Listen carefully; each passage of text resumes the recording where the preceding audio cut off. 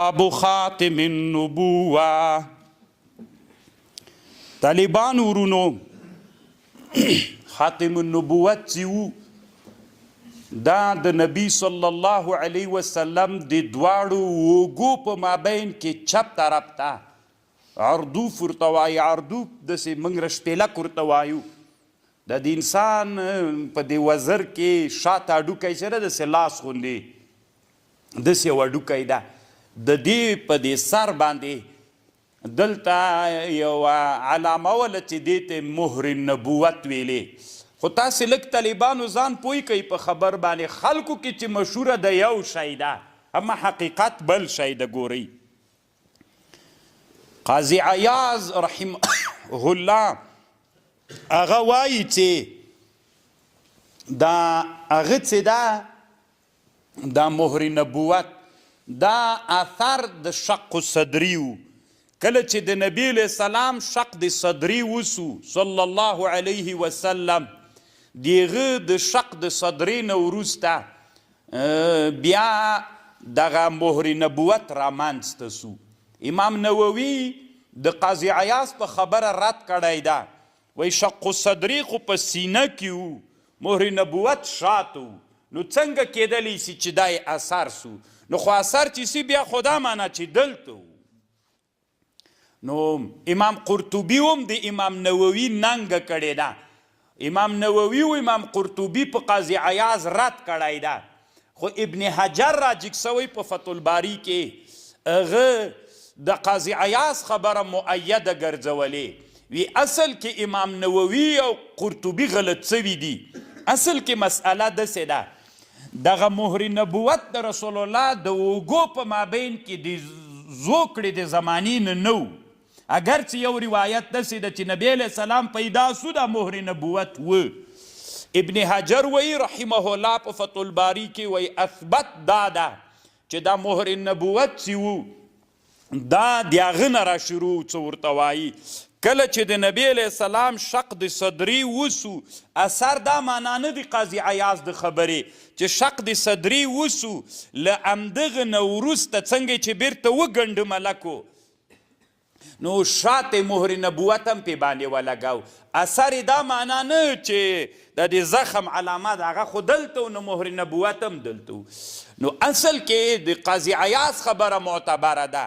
اثر دا معنا نووي خو داسې مطلب ترې راخیستی ده چې یعنې په سینه کې قاضي عیاض وایي چې دا مهر نبوت په سینه کې و قرطبي وایي دی وایي دا معنا نه ده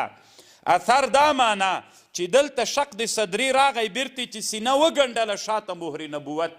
منځته راغی او ویې لږه اثر دا مطلب خبر پوه شوله یا او یوه خبره علامه ابن حجر په فتح الباري کې دا هم کړې ده یو حدیث روایت کړی د هغه نه معلومیږي چې د نبی علیه السلام د مهر نبوت چې و دا دوه جیونو کې و یو د سینې په مابین کې و یو شاته د اوږو په مابین کې و داسې روایت هم شته ده ابن حجر وایي چې ویؤخذ منه ان الختم وقع في موضعین من جسده والعلم عند الله دا یوه خبر سو طالبانو ورونو او بله مسئله دلته دا د طالبانو ورونو دا مهر نبوت چې و دا څه شی و صرف پخوانیو ګورې دې ټکي تم فکر وي صرف په پخوانیو کتابونو سماویو کې د انبیاو په کتابونو کې د مهر نبوت قصه سوې وه داسې راغلي ول چې آخر زمان نبی به چې راځي د آخر زمان نبی د اوږو په مابین کې به یوه نښه وي دغه نښه رسول علیه السلام کې رښتیا وه ستی په دې کې څه شی لیکلي ول چې روایتونو کې راځي دا شی لیکلي لا اله الا الله لیکلي محمد دا ټول ابن حجر وی اصل نه لري تاسې د فکر ته پام وي یو خوا د نبی علیه السلام خاتم د ګوته و طالبانو که نه هغې کې محمد دغه کې صرف سماوي کتابونو کې داسې راغلي و اخر زمان نبي چې راځي د نبوت نښه دا ده چې د دوه اوږو په مابین کې به یوه داسې نښه غوندې وي کله چې نبی علیه السلام نبي سو هغه نښه وه داسې غوښه غوندې نښه وه طالبانو لکه د بخاري ننني حدیث کې راځي زر الحجله. حجله طالبانو دوه معنا لري، یا زرکه ایزنی زرک کبک چې یو مرغه ده، حجل دا د دې د اګۍ غوندې داسې یوه نښه وه دلته، یا زر تڼۍ ته وایي. دا تڼۍ څه ده؟ موږ و تاسې تڼۍ ورته وایو،